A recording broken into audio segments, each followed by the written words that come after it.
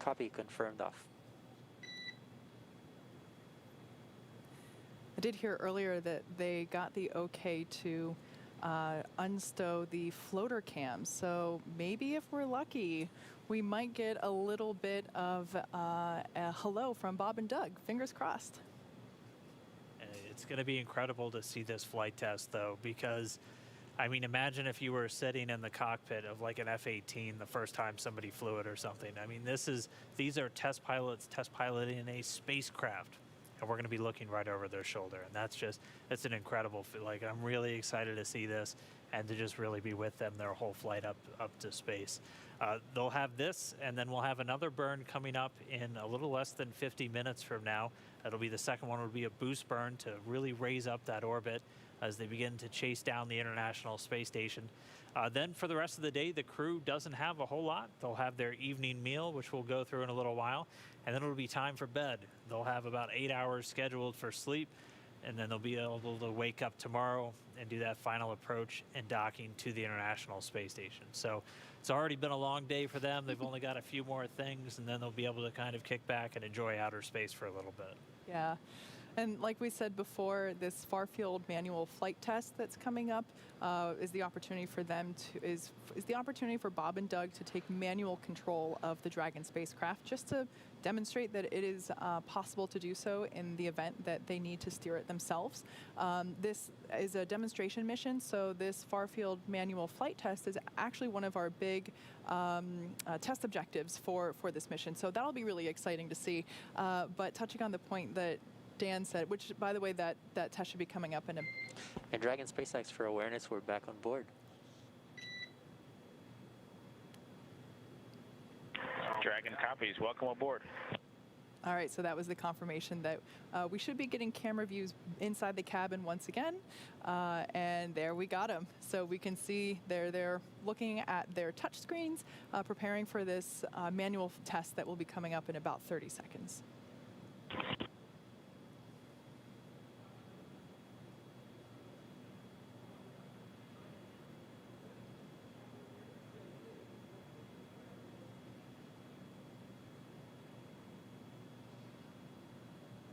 What a sight. I love that we can see right over their shoulders. We can see the screens. Yeah, it's just incredible. If you keep your eye on the displays, the one on the far left will look very familiar to you if you've done that automated, or not, if you've done the manual docking demo that we were talking about a little bit earlier on the SpaceX website. Doug Hurley's going to be at the physical controls, so he's going to be the one flying today. Dragon SpaceX, if you are ready, we're going to command far field pointing. Here we go.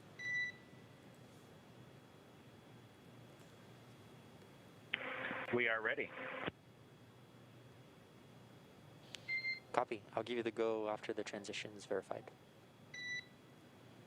So again, they're going to put Dragon into a far field pointing. Copy. So they're going to put it into a special configuration just to let the flight computer know that, hey, this manual flight test is happening, and then the flight computer won't be trying to fight it or adjust the attitude at any point during this. And again, all of the inputs that Doug is going to make as he's doing the manual flying, they're not going to send those final commands to the flight computer. So when they're done, the flight computer takes back control of the spacecraft, continues flying on its way to the station.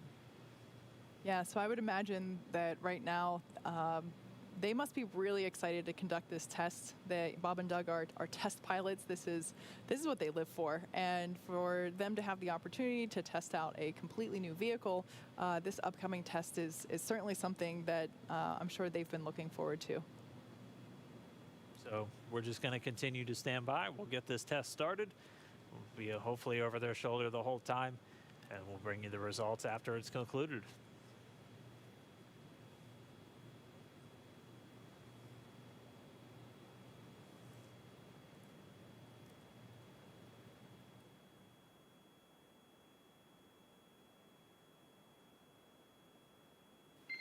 Okay, Dragon SpaceX, we'll see you in far field pointing.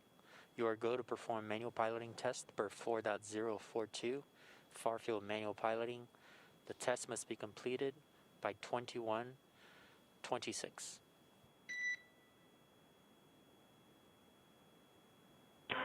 Okay, we copy. We've got to go for 4.042. We'll put that in work and understand the test needs to be completed by 21:26 Zulu.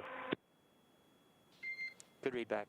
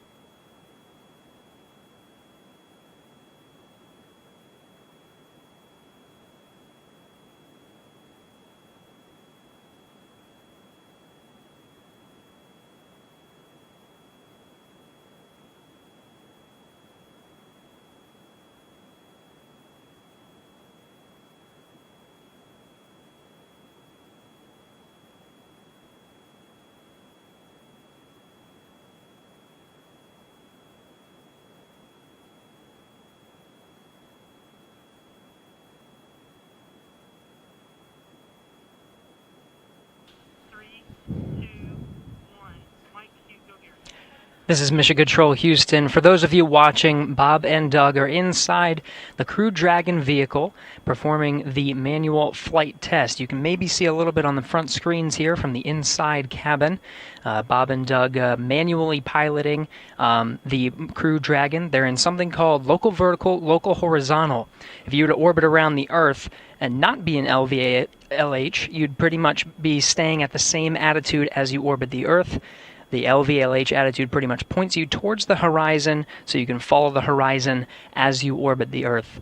This is a demonstration that Bob and Doug are conducting now. In the event that they were to take manual control, they can regain their attitude, point it towards the horizon of the Earth. Everything seems to be going according to plan.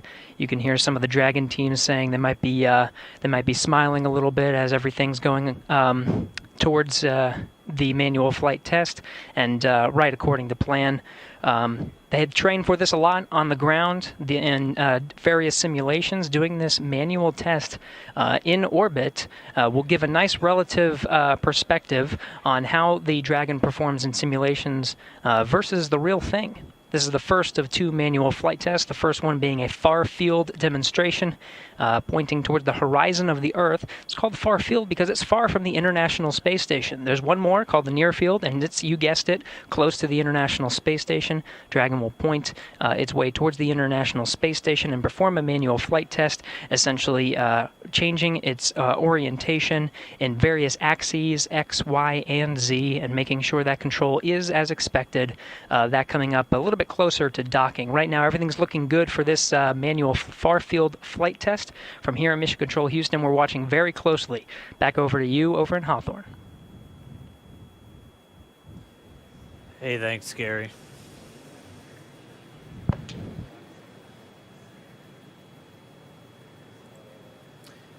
Hey, thanks, Gary. Yeah, they are still going through that manual flight test. Again, this is their very first time to be at the controls of Dragon.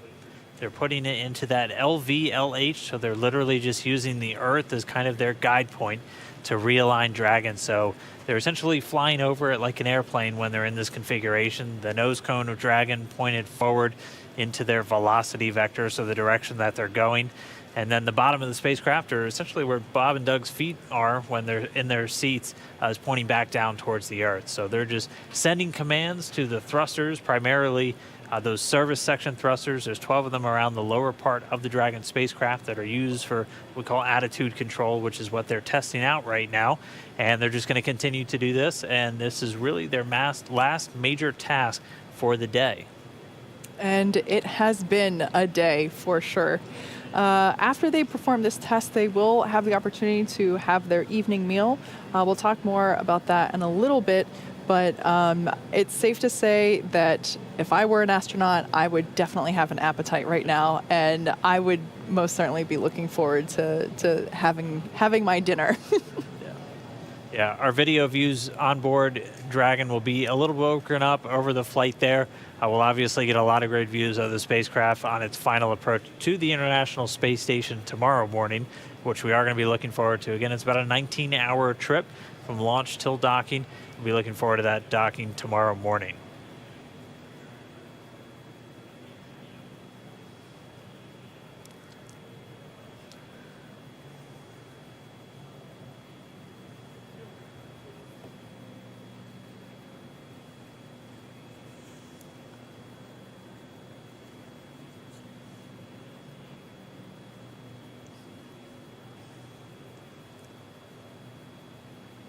Something to note, we will be staying on air for the entire time until Bob and Doug hop on the International Space Station. So I know that this will certainly be setting a personal record in terms of longest webcast that I've participated in.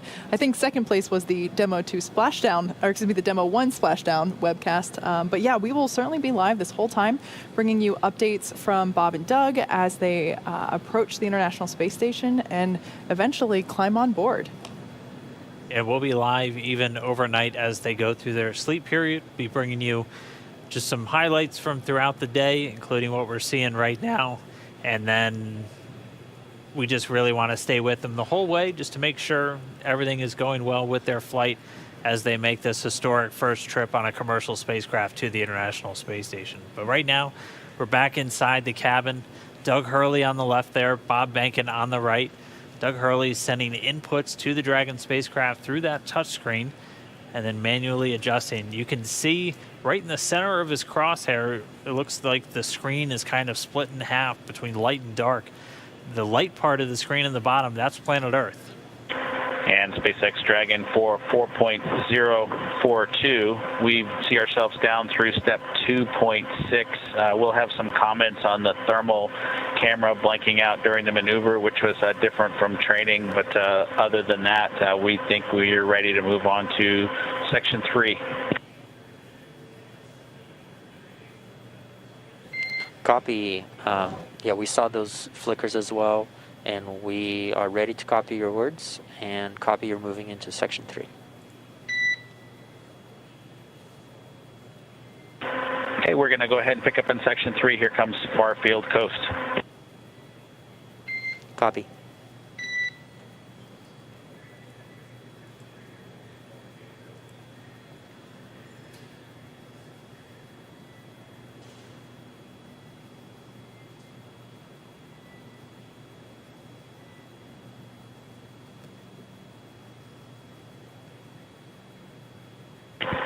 And we're down to 3.4, SpaceX. We're ready for you to command back to far wait.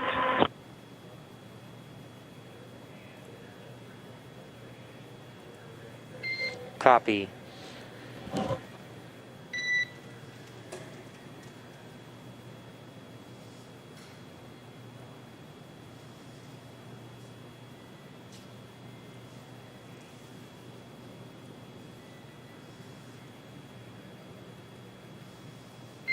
And Dragon SpaceX for displays. Go ahead. Yeah, this is to mitigate a risk for a benign command being sent. We'd like you to go to audio settings from the display you use for manual piloting and adjust the gain setting for seat 1 or 4.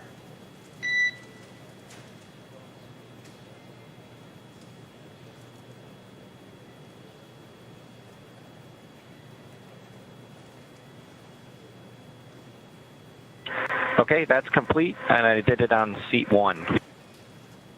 Copy.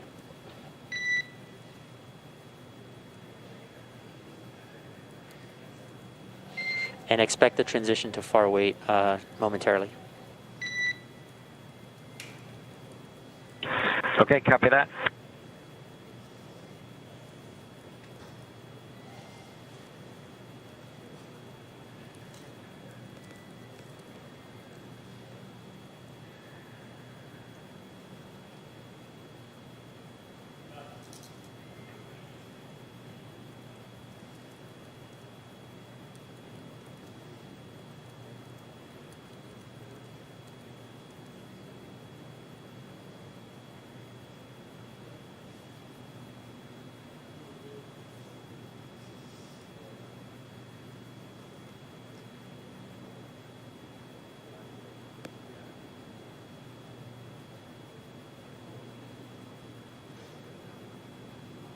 And this is the team coming to you from Hawthorne. It does look like they've just about wrapped up this manual flight test.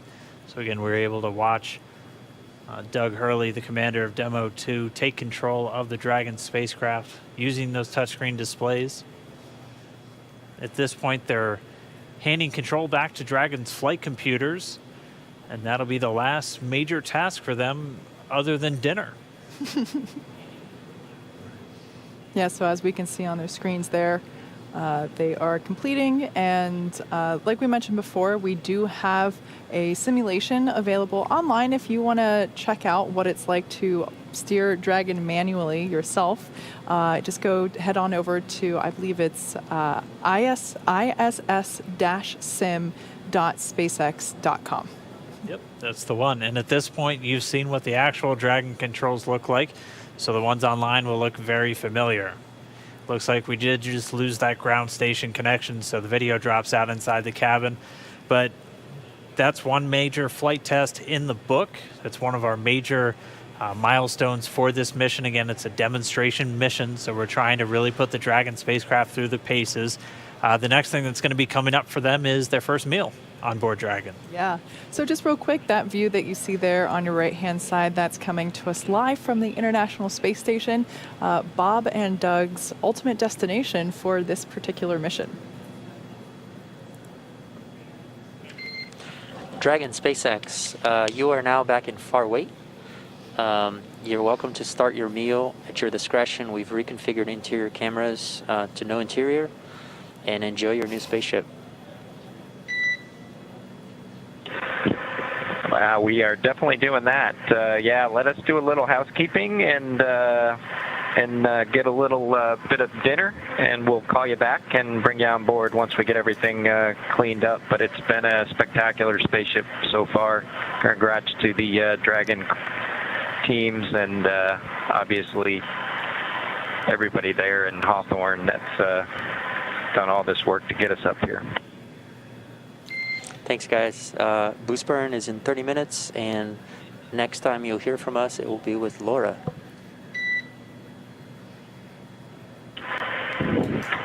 Just like to say thanks to you, Jay, and Jason, and the whole Ascent team. It was quite a ride. We'll certainly tell you about it when we have a little debrief on board station. And yeah, everybody go home and one thing, just kind of remember this moment.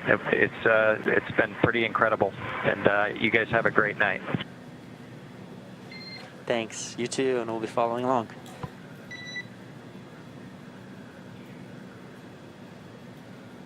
So what we heard there, a little bit of back and forth between mission controllers here in Hawthorne, behind me, and Bob and Doug chasing down the International Space Station. We had confirmation that Farfield went well and that the capsule was put back into its autopilot, essentially. So they will now be starting up their evening meal.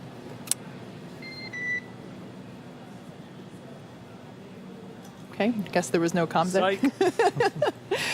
So like I said, they're going to start their first meal on board Dragon. They have enough food on Dragon for 12 meals, along with the snacks for the trip up. As we heard Bob and Doug describe before launching, the food is similar to MREs, or meals ready to eat, which that's what they consume during their time in the service with the military. So their MREs are essentially prepackaged meals that are ready for consumption without any heating or addition of any ingredients. They, of course, also have about 30 liters or 8 gallons of water up there with them. Yeah, it's just the food to kind of get them to the space station. Once they arrive on board, all of their food is waiting for them, and they'll be enjoying the same menu that long-duration crew members have on board. It has quite a bit of variety, and it's a lot of thermostabilized or dehydrated foods or irradiated foods. So really just made to be shelf-stable, so have a really long shelf life. A lot of the food that flies to station is good for at least 2 years. And they're able to extract a lot of the water from the food before they fly it, which saves on weight. And we all know that weight means more fuel, which means more money when we're launching things into space. Weight is everything. And once they're on board, they can just add water back into the food through special water dispensers on board the station and just heat it up. And they have everything from shrimp cocktail to they get pretty cool holiday meals. I know they always get turkey and stuffing and things like that on Thanksgiving. So they'll just have that once they get on board.